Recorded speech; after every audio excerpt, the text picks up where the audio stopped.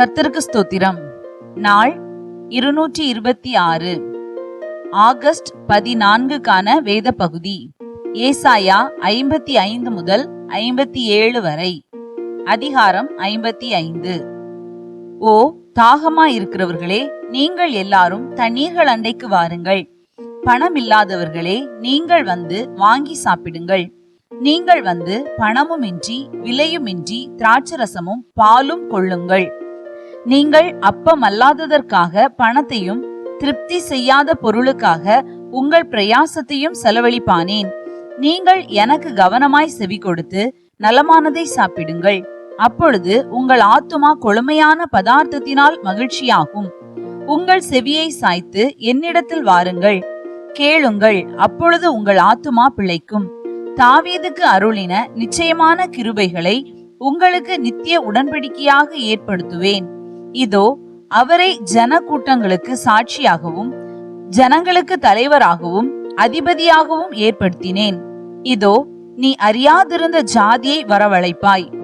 உன்னை அறியாதிருந்த ஜாதி உன் தேவனாகிய கர்த்தரின் நிமித்தமும் இஸ்ரவேலுடைய பரிசுத்தரின் நிமித்தமும் உன்னிடத்திற்கு ஓடி வரும்.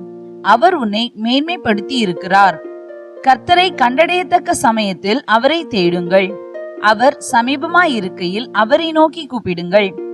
துன்மார்க்கன் தன் வழியையும் அக்கிரமக்காரன் தன் நினைவுகளையும் விட்டு கர்த்தரிடத்தில் திரும்ப கடவன். அவர் அவன் மேல் மனதுருகுவார்.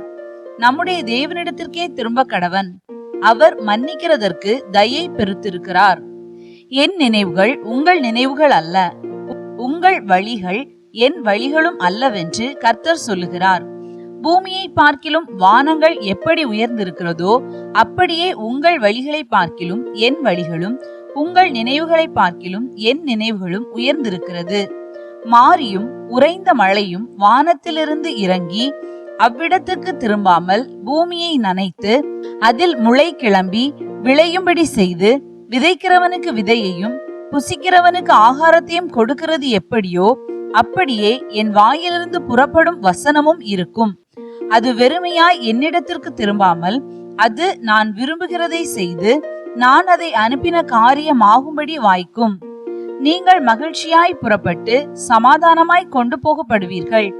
பர்வதங்களும் மலைகளும் உங்களுக்கு முன்பாக கெம்பீரமாய் முழங்கி வெளியின் மரங்கள் எல்லாம் கைகொட்டும்.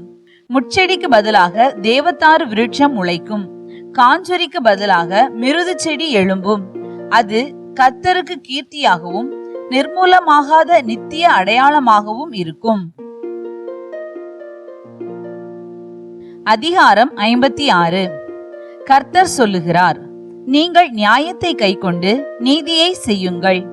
என் இரட்சிப்பு வரவும் என் நீதி வெளிப்படவும் சமீபமாயிருக்கிறது. இப்படி செய்கிற மனுஷனும் இதை பற்றி கொண்டிருந்து ஓய்வு நாளை பரிசுத்த குலைச்சல் ஆக்காதபடி ஆசரித்து ஒரு பொல்லாப்பையும் செய்யாதபடி தன் கையை காத்து கொண்டிருக்கிற மனுபுத்திரனும் பாக்கியவான். கர்த்தரை சேர்ந்த அந்நிய புத்திரன் கர்த்தர் என்னை தம்முடைய ஜனத்தை விட்டு முற்றிலும் பிரித்து போடுவார் என்று சொல்லானாக. அன்னகனும் இதோ நான் பட்ட மரம் என்று சொல்லானாக.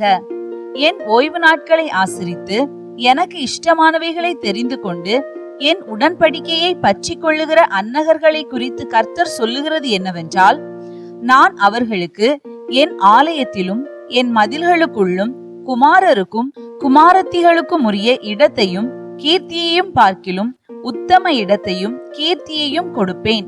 என்றும் அழியாத நித்திய நாமத்தை அவர்களுக்கு அருளுவேன். கர்த்தரை சேவிக்கவும் கர்த்தருடைய நாமத்தை நேசிக்கவும் அவருக்கு ஊழியக்காரராய் இருக்கவும் அவரை சேர்ந்து ஓய்வு நாளை பரிசுத்த குலைச்சல் ஆக்காதபடி ஆசரித்து என் உடன்படிக்கையை பற்றி கொண்டிருக்கிற அந்நிய புத்திரர் அனைவரையும் நான் என் பரிசுத்த பர்வதத்துக்கு கொண்டு வந்து என் ஜெப வீட்டிலே அவர்களை மகிழ பண்ணுவேன். அவர்களுடைய சர்வாங்க தகனங்களும் அவர்களுடைய பலிகளும் என் பலிபீடத்தின் மேல் அங்கீகரிக்கப்பட்டிருக்கும். என்னுடைய வீடு சகல ஜனங்களுக்கும் ஜெப வீடு எண்ணப்படும். இஸ்ரவேலில் தள்ளுண்டவர்களை சேர்க்கிற கர்த்தராகிய ஆண்டவர் அவனிடத்தில் சேர்க்கப்பட்டவர்களை அல்லாமல் இன்னும் அவனிடத்தில் சேர்ப்பேன் என்கிறார். வெளியில் சஞ்சரிக்கிற சகல மிருகங்களே, காட்டிலுள்ள சகல மிருகங்களே, பட்சிக்க வாருங்கள். அவனுடைய காவற்காரர் எல்லாரும் ஒன்றும் அறியாத குருடர், அவர்கள் எல்லாரும் குலைக்க மாட்டாத ஊமையான நாய்கள், தூக்க மயக்கமாய் புலம்புகிறவர்கள், படுத்து கொள்ளுகிறவர்கள், நித்திரை பிரியர், திருப்தி அடையாமல் இருக்கும் பெருவயிற்று நாய்கள், பகுத்தறிவில்லாத மேய்ப்பர். அவர்களில் ஒவ்வொருவனும் தன் தன் வழியையும் அவனவன் தன் தன் மூலையிலிருந்து தன் தன் பொழிவையும் நோக்கி கொண்டிருக்கிறான். வாருங்கள், திராட்சரசத்தை கொண்டு வருவேன், மதுவை குடிப்போம். நாளைய தினம் இன்றைய தினம் போலவும் இதற்கு அதிகமாகவும் இருக்கும் என்பார்கள். அதிகாரம் 57. நீதிமான் மடிந்து போகிறான், ஒருவரும் அதை மனதில் வைக்கிறதில்லை. புத்திமான்கள் எடுத்துக்கொள்ளப்படுகிறார்கள், ஆனாலும் தீங்கு வராததற்கு முன்னே நீதிமான் எடுத்துக்கொள்ளப்படுகிறான் என்பதை சிந்திப்பார் இல்லை. நேர்மையாய் நடந்தவர்கள் சமாதானத்துக்குள் பிரவேசித்து தங்கள் படுக்கைகளில் இளைப்பாறுகிறார்கள். நாள் பார்க்கிறவளின் பிள்ளைகளே, விபசாரனுக்கும் வேசிக்கும் பிறந்த சந்ததியாரே, நீங்கள் இங்கே கிட்டி வாருங்கள். நீங்கள் யாரை பரியாசம் பண்ணுகிறீர்கள்? யாருக்கு விரோதமாய் வாயை திறந்து நாக்கை நீட்டுகிறீர்கள்? நீங்கள் துரோகம் பண்ணுகிற பிள்ளைகளும் கள்ள சந்ததியாரும் அல்லவோ?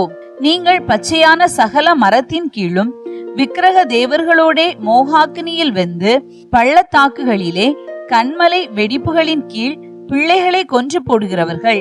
பள்ளத்தாக்குகளில் உள்ள வளவளப்பான சிலைகளிடத்தில் உன் பங்கு இருக்கிறது.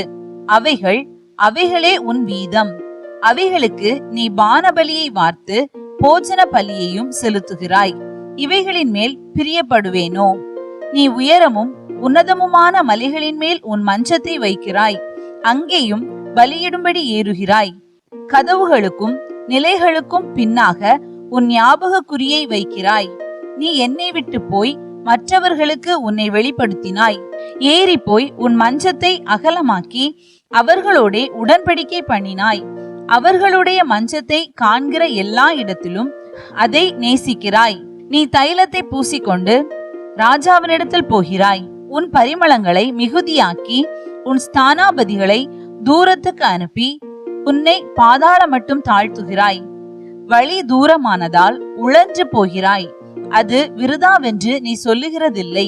உன் கை பலத்தை கண்டுபிடித்தாய், ஆகையால் நீ ஆயாசப்படவில்லை. நீ யாருக்கு அஞ்சி பயப்படுகிறாய்?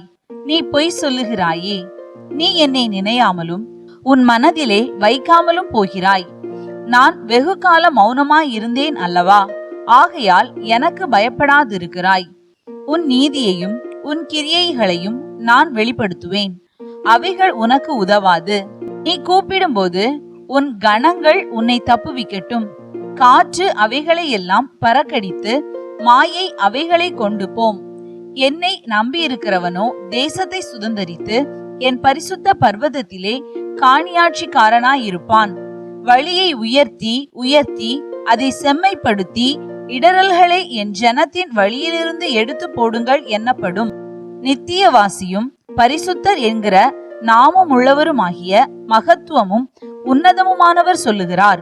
உன்னதத்திலும் பரிசுத்த ஸ்தலத்திலும் வாசம் பண்ணுகிற நான் பணிந்தவர்களின் ஆவியை உயிர்ப்பிக்கிறதற்கும் நொறுங்கினவர்களின் இருதயத்தை உயிர்ப்பிக்கிறதற்கும் நொறுங்கொண்டு பணிந்த ஆவி உள்ளவர்களிடத்திலும் வாசம் பண்ணுகிறேன்.